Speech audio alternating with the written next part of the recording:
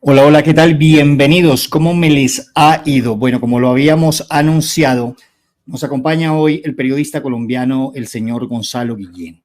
Gonzalo se dedica desde el año 1975, podemos decir medio siglo ya, que inició su carrera como periodista y empezó en El Tiempo de Bogotá, el diario El Tiempo en Bogotá. Fue fundador de la agencia de noticias Colprensa, investigador del noticiero de televisión TV Hoy, editor general del diario La Prensa de Bogotá, editor general del diario El Universo de Guayaquil en el Ecuador, editor general del País de Cali y periodista del Miami Herald y el Nuevo Herald de Miami. Fue catedrático también de la Facultad de Relaciones Internacionales de la Universidad Jorge Tadeo Lozano de Bogotá y actualmente dirige su propio proyecto independiente investigativo y de producción de documentales en televisión. Señor Gonzalo, tenga usted muy buenas noches y muchísimas gracias por haber aceptado la invitación al canal Cápsulas para la Memoria. Muchas gracias por la invitación, le agradezco muchísimo. No, señor, bienvenido. Esta es su casa siempre que la necesite. Yo quiero comenzar con una anécdota que me invitó a leer el libro que aparece hoy aquí enfrente de ustedes, La Artillería de la Libertad. Yo ayer tuve una conversación para ultimar algunos detalles con el señor Gonzalo. Y yo había venido leyendo La Nueva Prensa constantemente, estaba observando los artículos que sacaban y estaba viendo hasta los tweets no menos importantes los tweets que colocaba en la plataforma de X, pues para documentarme y así ir preparándome para la entrevista cuando me dice Gonzalo ayer como a las 4 de la tarde más o menos que dialogamos, yo quiero hablar de mi libro, La Artillería de la Libertad, ¿ya se lo leyó? Pues bueno, terminé de leerlo a las 3 de la tarde. Y debo hacer, si me lo permite Gonzalo, la apreciación sobre el libro. Yo como lector siempre tengo, y creo que todos los lectores, una especie de preconceptualización. Y esta preconceptualización nace de saber si este libro que tienes en tus manos, que vas a leer, que estás dispuesto a leer, o es un libro que va a servir como una herramienta a priori a futuro o va a ser uno de estos libros que hay cantidades, por lo menos en la biblioteca que yo manejo, de estos libros manoseados y que terminan en un rincón de un mueble de madera. Pues debo partir de la emoción y de la sensación. Me mantuve dentro de mis emociones primero riendo por el gran humor, este humor negro que me encanta a mí y que maneja usted en sus relatos. También entré en nostalgia por los relatos crudos que se viven en el conflicto de Colombia y que usted trae episodios desde un microcosmos que después se convierte en un macrocosmos, es decir, narra las historias de un peatón cualquiera y que después, cuando lo vamos a mirar, es el macrocosmos, que es el conflicto armado en Colombia, que es manejado y que ya sabemos por políticos, por partidos políticos y por mafiosos aquí en Colombia. Pero a la final es un libro que te rescata y eso es lo que más me apasionó. No es un libro que te deja hundido y te rescata pues a través del asombro, porque Gonzalo está narrando cosas que yo ni por enterado hasta el momento, hasta ahora me desayuno, y también eh, historias inéditas que van dentro del libro La Artillería de la Libertad. Quiero empezar con la primera pregunta, Gonzalo, en esta charla, si es tan amable, en el año 1975, en un viaje que emprende usted como investigador para el diario El Tiempo y que llevando apenas 7 meses en la actividad como periodista, se encuentra usted con el primer atropello a la libertad de expresión e información aquí en Colombia. Y en ese entonces, por parte del gobierno de turno, que era del señor tan cuestionado hoy por los Estados Unidos, López Miquelsen. Una ley expedida en ese momento que fue la ley 51, si no estoy mal, Gonzalo, y nos puede, por favor, usted recordar, y me gustaría también hablar un poco de ese episodio que me parece importante, y lo quiero hilar, ¿sí? En un paralelismo de lo que está sucediendo hoy en día con el medio de investigación Vorágine, que también recibe un atropello a la libre expresión a través de amenazas que aún no se sabe, está en investigación de dónde proviene. Señor Gonzalo, por favor, si es tan amable. Bueno, sí, muchas gracias. La ley 51 de 1975 surgió, sí, en el gobierno de López Miquelsen, que yo la describo en el libro como una ley soviética, que de un momento a otro se aprobó en el Congreso y entonces nadie podría ser periodista si no cumplía toda una serie de requisitos. Y una vez cumplidos los requisitos tenía que recibir un carnet que le daba el gobierno. Sin ese carnet uno no se podía emplear ni podía ejercer el periodismo, y eso incluía fotógrafos, caricaturistas, en fin. La ley, pues sí, era una ley soviética y los periodistas quedamos bajo el régimen y la vigilancia de un tribunal, que si a uno lo denunciaban ante ese tribunal, entonces podían quitarle el derecho a ser periodista, por un lado, y también le podían quitar el derecho a opinar en público. Y eso rigió, bueno, el obtenerlo eso lícitamente no era fácil,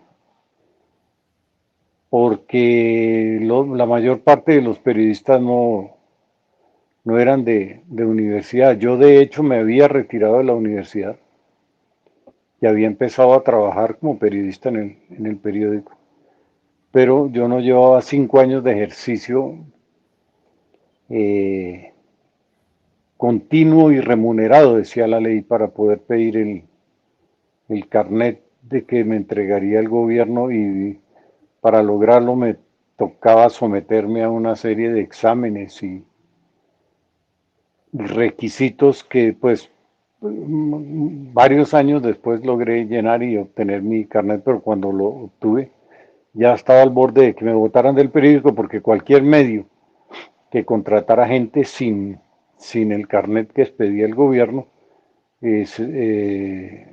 sería multado, y si no pagaban las multas, pues entonces se iba agrandando la sanción. Esa ley, bueno, muchos periodistas y muchos lagartos, muchos políticos consiguieron carnet de periodista ilícitamente, que los gobiernos y los ministerios y los ministros de educación les regalaban las tarjetas como regalar pues cualquier cosa, pero los que quisimos hacer eso lícitamente pues sufrimos mucho, y esa ley por fortuna la derogó completamente la Constitución del 91. Hasta ese tiempo, del 75 al 91, eso estuvo vigente, pero la Constitución del 91, que ha traído una serie de conceptos y de reconocimiento de derechos muy importantes, pues tumbó eso. El derecho, y protege el derecho a la opinión, el derecho a la información, el derecho a no revelar la fuente, aunque curiosamente esa ley de 1975 tenía un muy buen artículo que era ese, que los periodistas no están obligados a revelar el origen de sus noticias ni a revelar las fuentes. Claro, sin perjuicio de que lo que digan puede ser falso o dañar a alguien, y en ese caso pues ser sancionado, pero no por las vías de la ley esa de prensa, sino por la ley civil o por la ley penal, porque y eso sí se mantiene en Colombia, el ejercicio del periodismo se puede decir que está penalizado, porque todos los periodistas que investigamos, que hacemos denuncia, tenemos decenas y decenas de denuncias en la fiscalía. O sea, se ve el ejercicio de la profesión como en el lindero de los delitos, es decir, aventurarse a ejercer la libertad de expresión puede convertirse rápidamente en un delito, y más aún cuando hay fiscales, delincuentes, sinvergüenzas, corruptos, como Néstor Humberto Martínez, el tontarrón este que hubo antes, que salió hace poco, no me acuerdo cómo se llama, Barbosa. Barbosa. Sí, sí, sí. Entonces, la fiscalía, en manos de la delincuencia, se convierte hoy día en un instrumento terrible para aplicar la censura de prensa y judicializar, o sea, ejercer el acoso judicial, que es muy perjudicial y no tiene mucha diferencia con el otro tipo de acoso, de amenazas de muerte y ese tipo de cosas. Ok. Hablábamos también con Gonzalo fuera de cámaras un momento sobre un capítulo donde hablaba de los corresponsales y yo sorpresa también me encuentro con algo que me relaciona muy directamente con el libro y era el tiempo utilizaba unos corresponsales en todo Colombia, unos señores que hacían las veces de corresponsales en aquel entonces y había un señor de apellido Chacón que era corresponsal en Barranca Bermeja.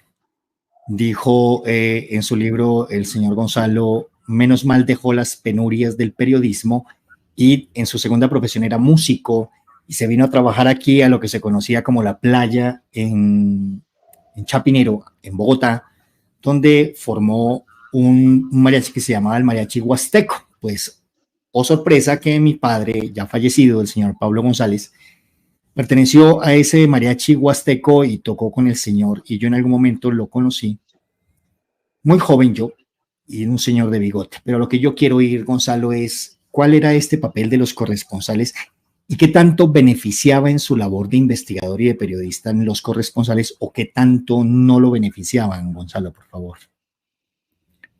Bueno, sí, mi primer trabajo fue en la sección que se llamaba departamentales, eh, que era pues, posiblemente era como el nivel más bajo que podía haber en la redacción, pero desde ese departamento teníamos contacto con todos los corresponsales que tenía el país en todas partes. Era impresionante la red de corresponsales tan grandes que tenía el tiempo.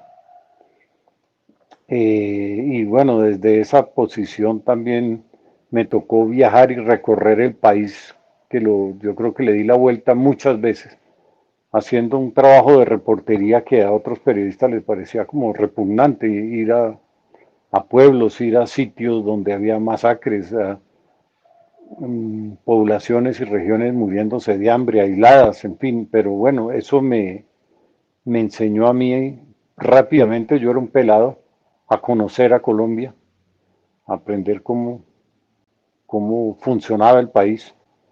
Y los corresponsales, pues claro, personajes importantísimos que ya no existen en los medios, en la forma y en la cantidad en que sí los había antes. Ahora pues los medios tienen unos corresponsales en muy pocos sitios y ya no tienen esos corresponsales los recursos y las posibilidades de trabajar como si los tenían antes. No es que les pagaran grandes fortunas ni nada, pero había medios para que, y eran muy ricos los periódicos en información gracias a esas redes de corresponsales.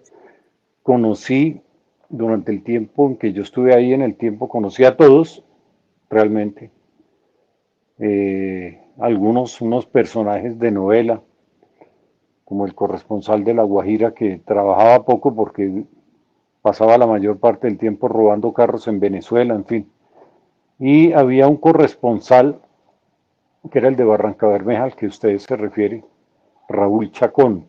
Yo tuve que viajar a Barranca Bermeja muchas veces y usar la oficina del tiempo que era la que dirigía Raúl Chacón para enviar reportajes y notas en el cubrimiento de lo que antes se llamaba enviados especiales, que principalmente era ir a cubrir acontecimientos o buscar historias a lo largo del río Magdalena.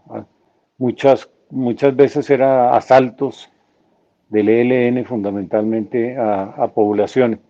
Y Raúl era un corresponsal extraordinariamente bueno, sumamente bien informado. Yo me acuerdo que los agentes secretos del ejército y la policía iban detrás de Raúl, lo buscaban para preguntarle información de investigaciones que ellos estaban haciendo y de lo cual no sabían nada. Y Raúl siempre estaba muy bien informado, una gran persona, y él tenía la vena musical, tenía un violín y tenía su uniforme, su vestido de charro mexicano, y tocaba violín en las noches en una pollería. Era conmovedor realmente ver eso.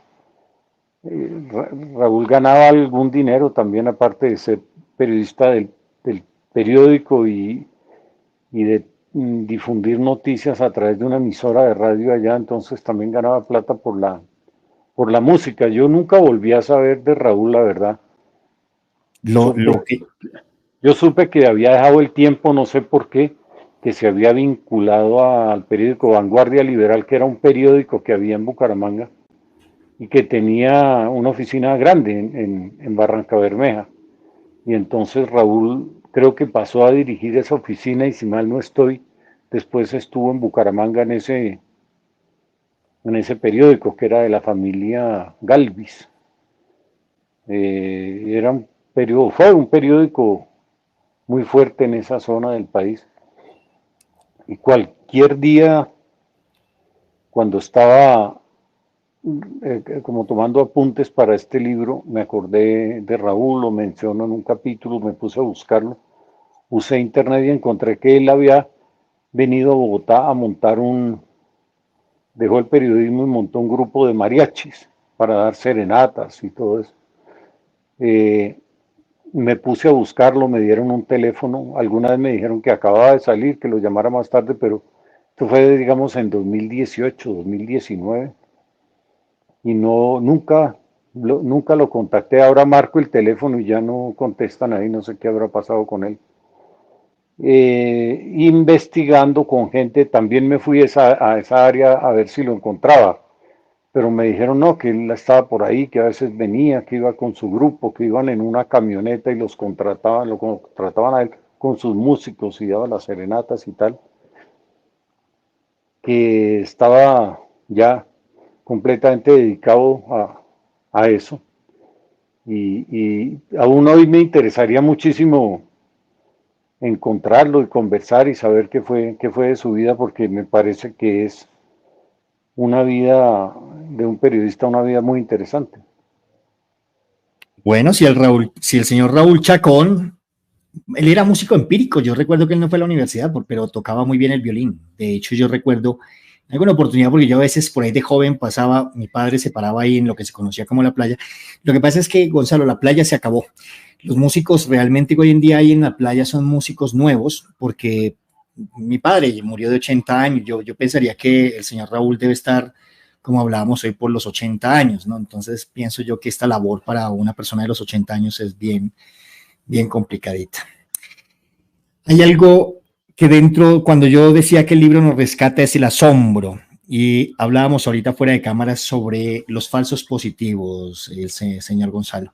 Todos los colombianos creemos que los falsos positivos eran personajes que se llevaban bien sean las fuerzas públicas o los señores paramilitares y después recreaban un campo de batalla y los encontraban con las botas volteadas y ya.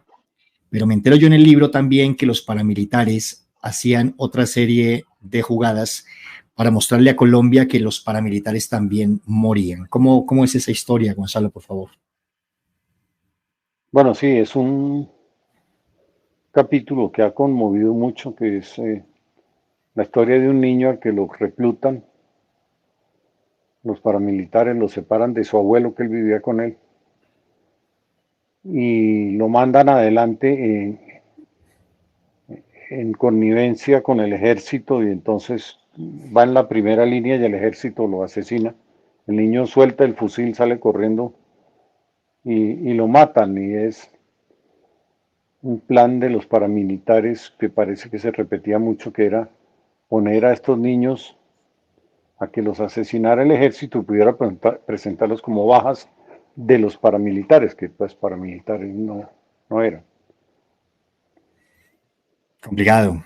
Les colocaban fusiles dañados para que, y obvio, enviaban a estos niños secuestrados dentro de las fuerzas de las AUC a combatir con el ejército y pues fácilmente los mataban y después los presentaban como bajas de combate de los grupos paramilitares.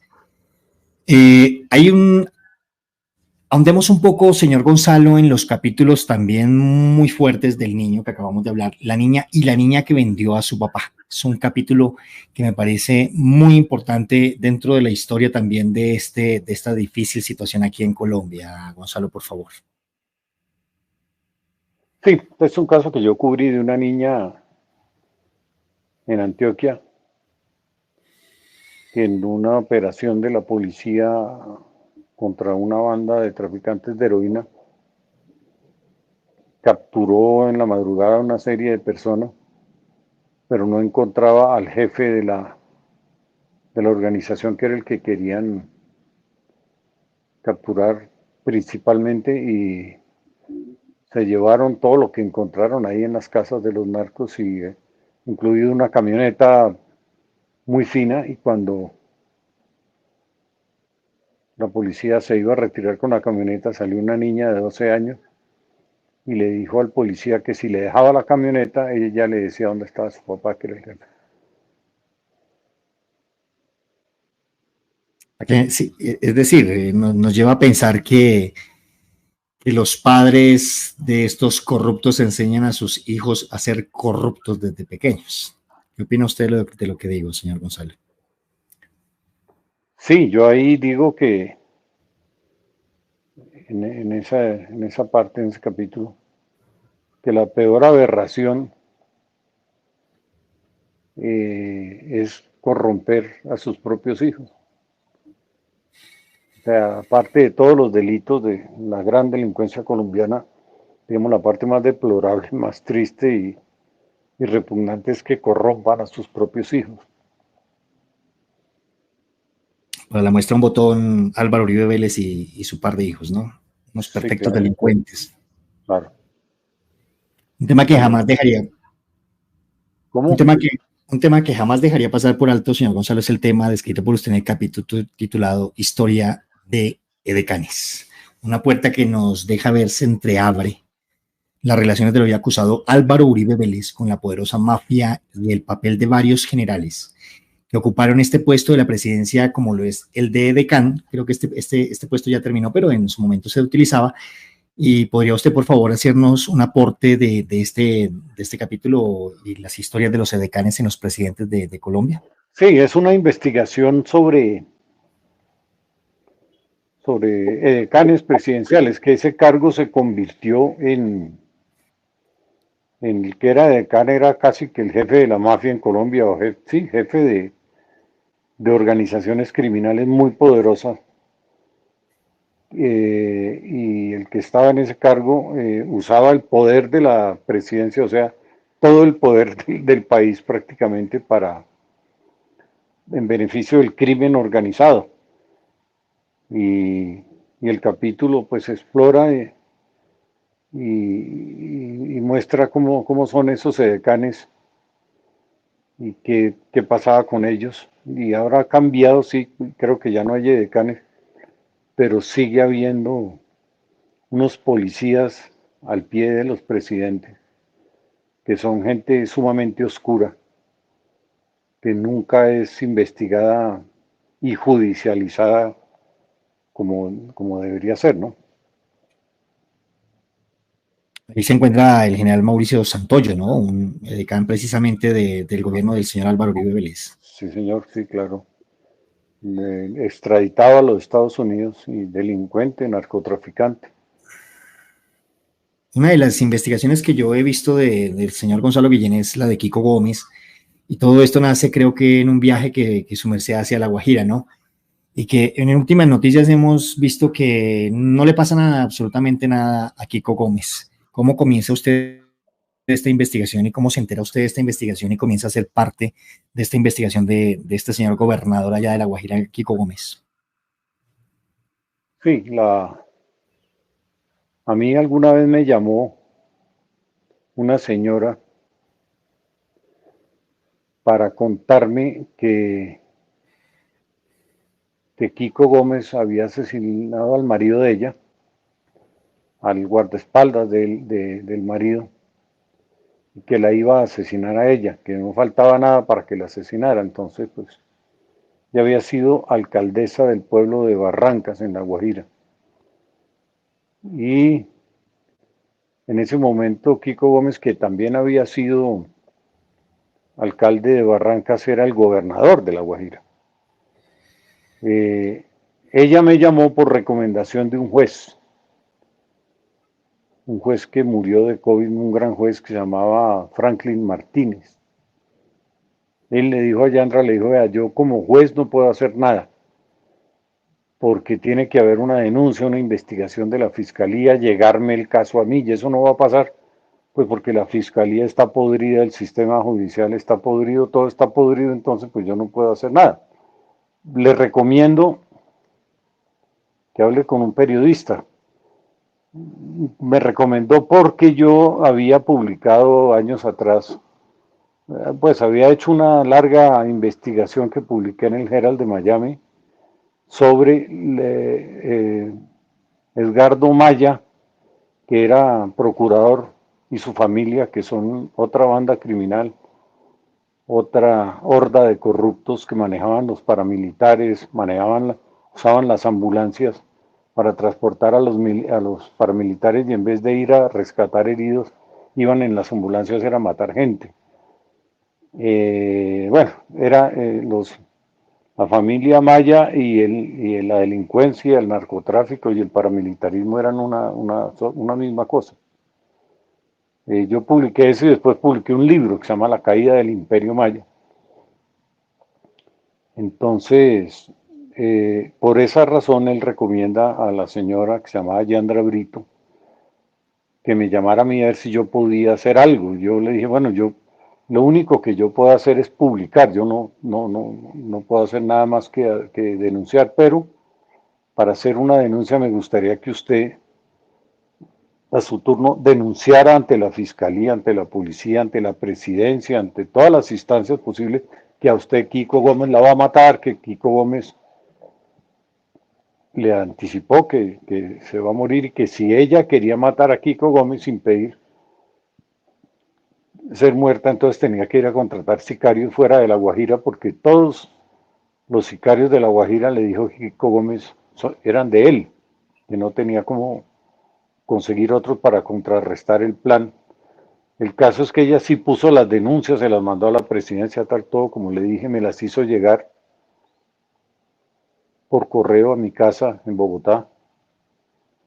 Y cuando las vi, pues yo pensé, dije, no, bueno, esto ya es disuasivo, porque se sabe que va a cometer un crimen y yo no creo que le sea tan delincuente de cometerlo. Y alguna vez hablé con el juez y le pregunté qué había pasado con la señora que me había llamado que le iban a matar y él me dijo, no, Kiko Gómez ya la mató. Y eso no hacía mucho tiempo. Yo me quedé aterrado, me quedé helado y decidí irme a La Guajira a hacer una investigación, a emprender una investigación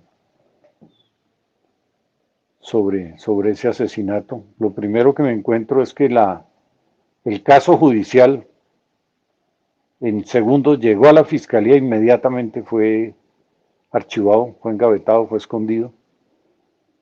Y bueno, hice una ronda inicial muy larga por La Guajira, recogiendo información sobre los homicidios de Kiko Gómez. Conté 131 homicidios con las fuentes correspondientes, con los parientes.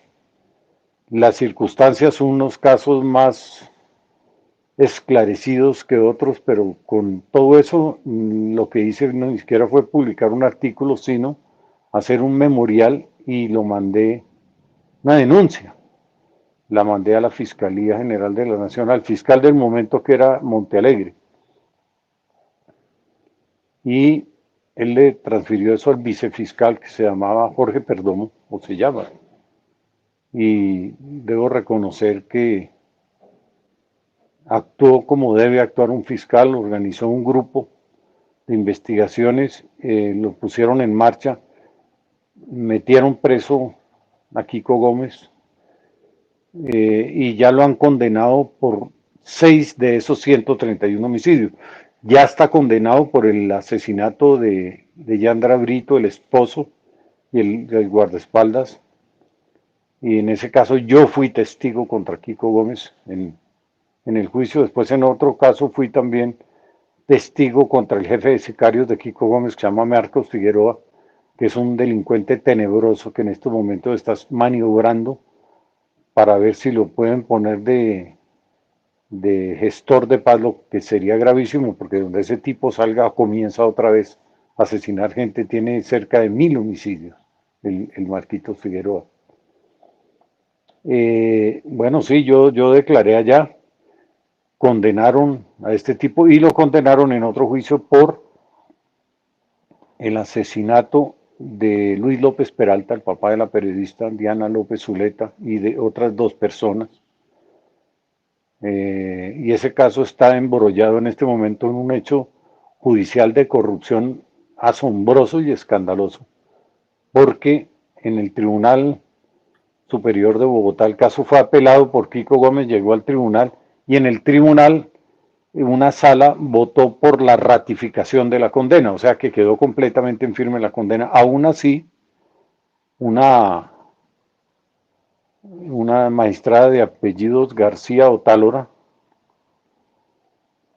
ella se había ido a la Corte Suprema de Justicia con una licencia de 2 años para estar allá, y en enero y en mayo, cuando vio que ya había sido condenado por segunda vez Kiko Gómez, renunció a la Corte, se regresó al Tribunal Superior de Bogotá, constituyó una tercera sala para emitir una tercera sentencia, es decir, no existe tercera instancia, ni ha existido jamás tercera instancia en la legislación colombiana y hasta donde yo sé en ninguna parte del mundo. Y aún así, por encima de una decisión ya tomada en el tribunal y en forma arbitraria y absolutamente corrupta, voló a emitir un tercer fallo absolviendo a Kiko Gómez.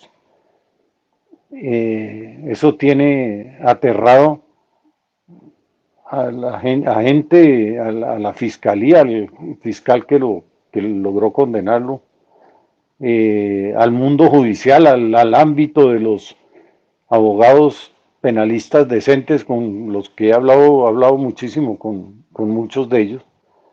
Y ese caso, pues, tiene que caerse. Ya la fiscalía está interponiendo el recurso de casación.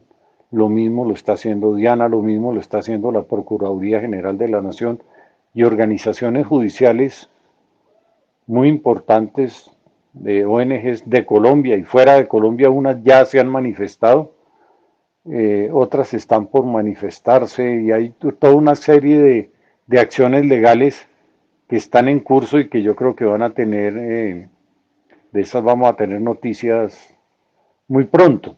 Una de esas acciones pues es la tutela que puso Diana contra esa barbaridad que está en impugnación en la Corte Suprema de Justicia.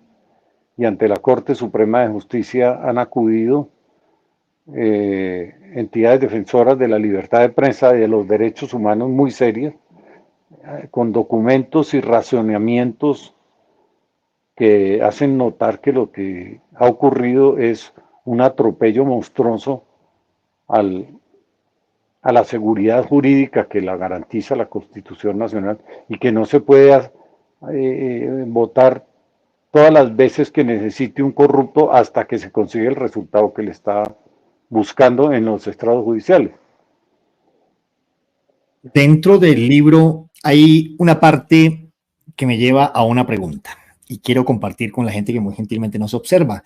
En el año 1975, cuando usted ingresa a trabajar en El Tiempo, se encuentra con un escritorio, un lugar donde usted va a trabajar y lo primero que encuentra es una imagen religiosa en la parte de atrás. Usted la quita y coloca un recorte de un periódico argentino donde hay una foto de Woody Allen, ¿cierto? Y un aviso que dice, un letrero que dice, Dios ha muerto, dice el FBI. ¿Estamos? Y voy a esta anécdota porque yo quisiera preguntarle y unir de una vez uno de los capítulos de su libro, y es el papel de la iglesia en este conflicto repleto de masacres en Colombia, y que nos une también esta historia, este capítulo, al señor Álvaro Uribe Vélez. El capítulo es el cura de las dos Biblias y el nacimiento de los 12 apóstoles y cómo un cura allá en Antioquia hace parte precisamente de una limpieza social que se realizó donde presuntamente hubiesen estado implicados este señor Santiago Uribe, que nada lejos de lo que sucede con este señor Elías Hoy en día han pasado más de 3 años y el juez no ha dictado ninguna sentencia. ¿Cómo fue esta historia y qué podemos deducir de ella, Gonzalo, por favor? Bueno, cuando yo llegué al periódico, muy pelado, me asignaron un escritorio que había ocupado un periodista que decían que lo habían despedido porque era alcohólico. No recuerdo el nombre. Y él había dejado pegada una imagen de un divino rostro, algo así, en ese escritorio. Y yo pues toda mi vida he sido ateo. Entonces me pareció terrible trabajar con esa cosa tan espantosa ahí al lado. La arranqué y al tiempo llegaban periódicos de decenas de países y yo me fascinaba leyendo todos los que más podía. Y me encontré ahí un título de alguna nota que habían hecho sobre Woody Allen. Para ese tiempo no era muy conocido y el título decía Dios ha muerto, dice el FBI. Entonces la recorté y la pegué sobre el sitio donde estaba el horrible divino rostro ese. Pero bueno, lo del cura de las dos Biblias sí es un caso, es el caso del cura Gonzalo Palacio,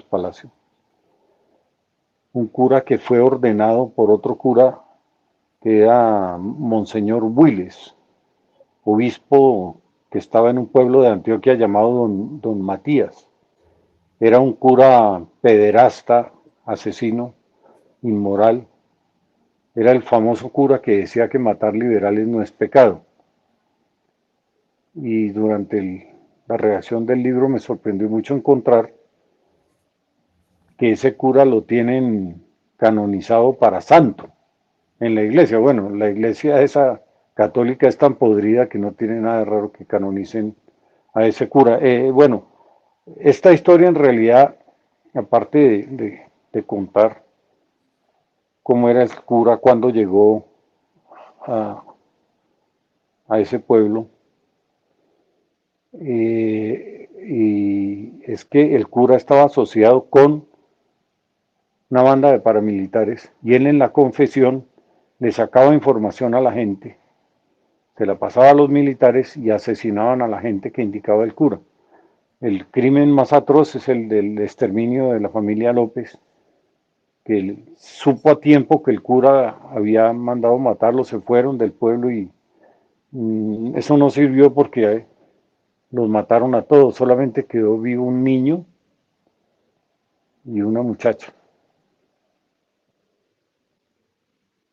Bueno, para terminar, señor Gonzalo, yo quisiera saber cuál es su punto de vista, su opinión. Bueno, del cura de las dos Biblias, obviamente hay que decir que uno de los jefes principales de eso se llama Santiago Uribe Vélez, hermano del narcotraficante y asesino Álvaro Uribe Vélez, y ya se surtió todo un juicio completo contra este tipo, Uribe Vélez, el Santiago, y el caso lo tiene un juez muerto de miedo que lleva 4 años con el expediente ahí y no toma una decisión. La decisión tiene que ser condenatoria, pues porque no hubo ninguna prueba válida en favor del señor Santiago Uribe, pero el juez se muere de miedo, no hace nada, ni trabaja, ni nada, él va a la oficina, se sienta al lado del expediente y no toma ninguna decisión. La mafia es superior a la justicia en Colombia. Pero bueno, hablando de curas, de curas corruptos y asesinos, pues el cura Palacio no es el único.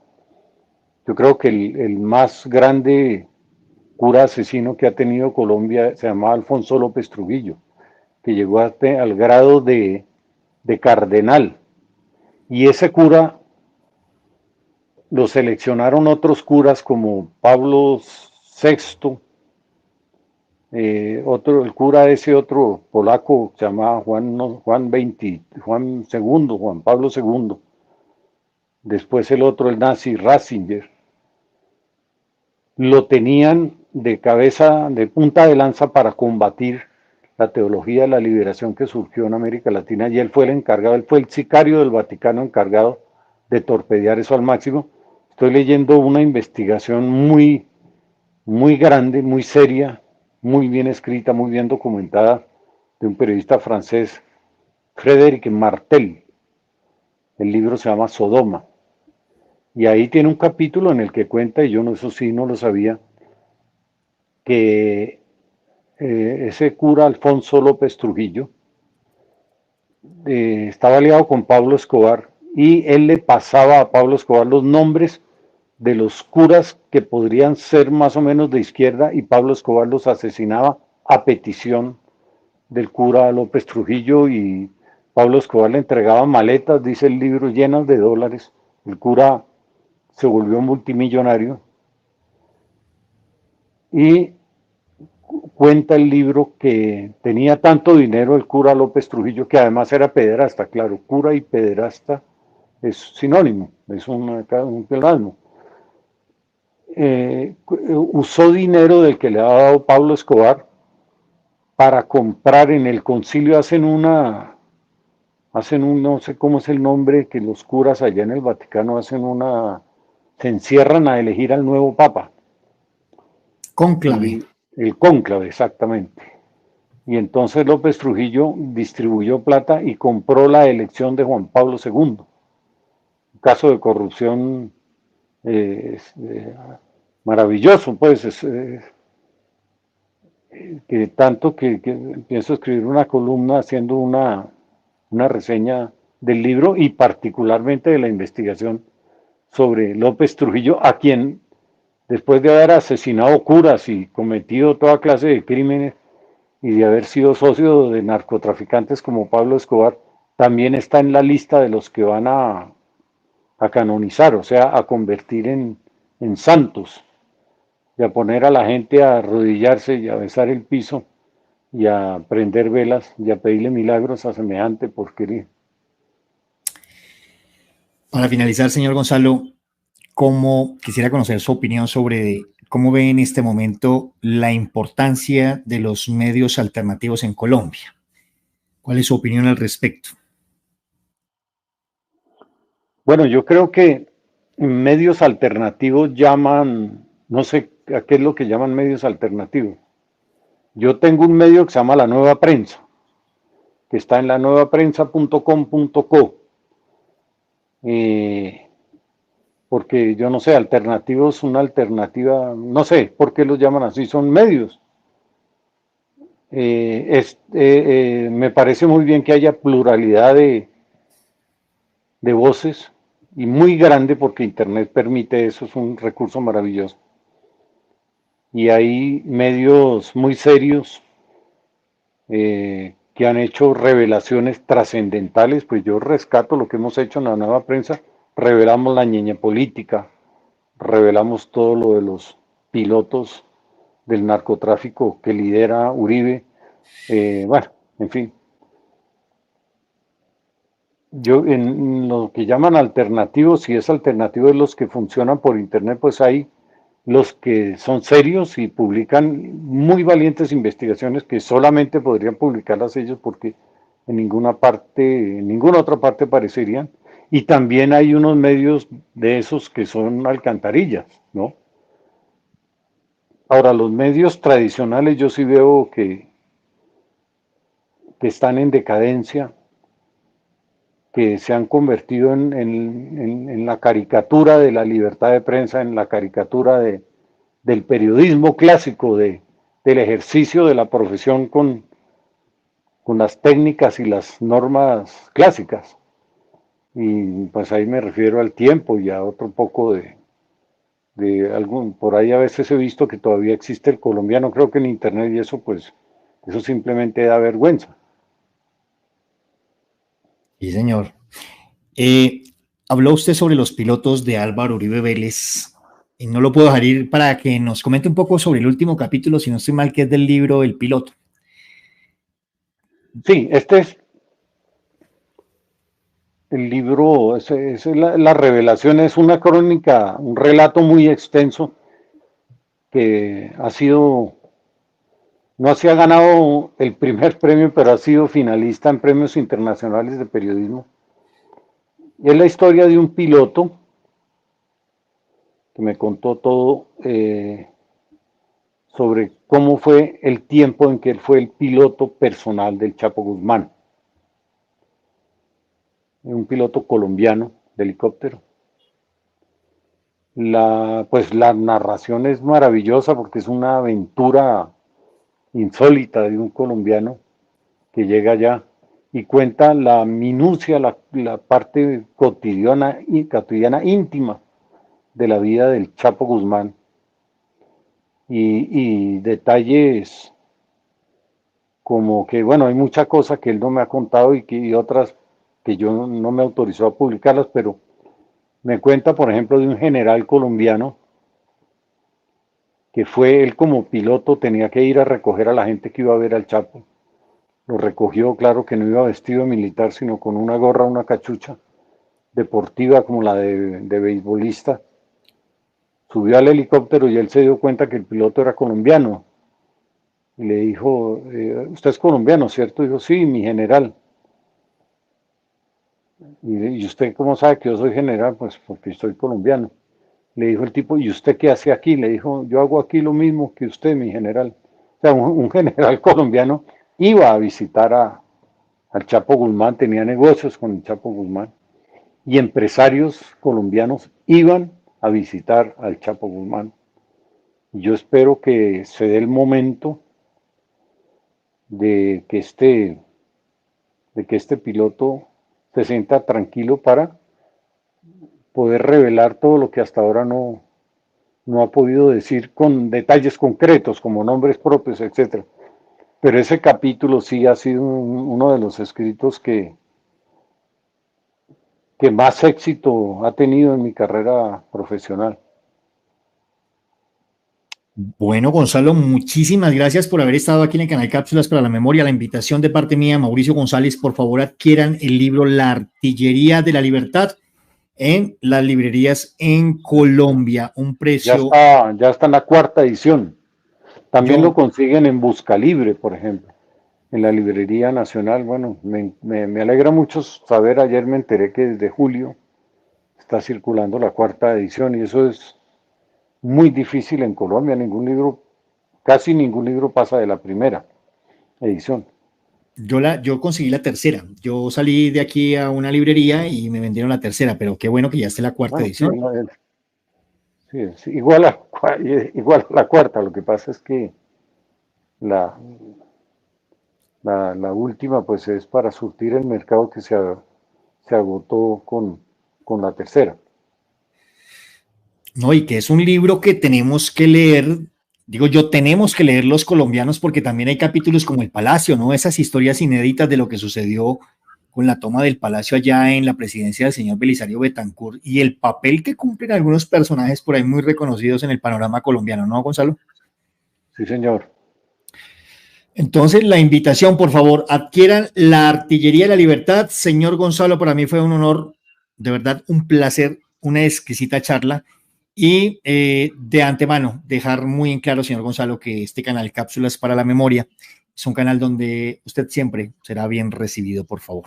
Los comentarios de la gente que estuvo conectada, todos generándole a usted un gran abrazo, dándole las gracias por su inmensa labor en este medio siglo de periodismo, señor Gonzalo. Gracias, muy amable. Le agradezco muchísimo por su atención. No, señor, con mucho gusto. Y para la gente que estuvo conectada, muchísimas gracias. Por favor, 3 cositas, manito arriba al video, compártanlo en sus redes sociales, suscríbanse al canal, por favor, y no olviden comprar el libro. Mañana mismito se levantan muy tempranito, van a la librería y adquieran el libro, por favor, del señor Gonzalo Guillén. Importantísimo leerlo. Las historias inéditas, muy al punto y que, como decía yo al comienzo, lo dejan a uno asombrado con toda esta problemática de estas masacres y de estas guerras que tenemos que vivir los colombianos. Desde aquí, Mauricio González, señor Gonzalo, nuevamente, muchísimas gracias. A la gente, muchísimas gracias. Y nos vemos mañana a 7 de la mañana. Mil y mil gracias. Hasta pronto. Chao.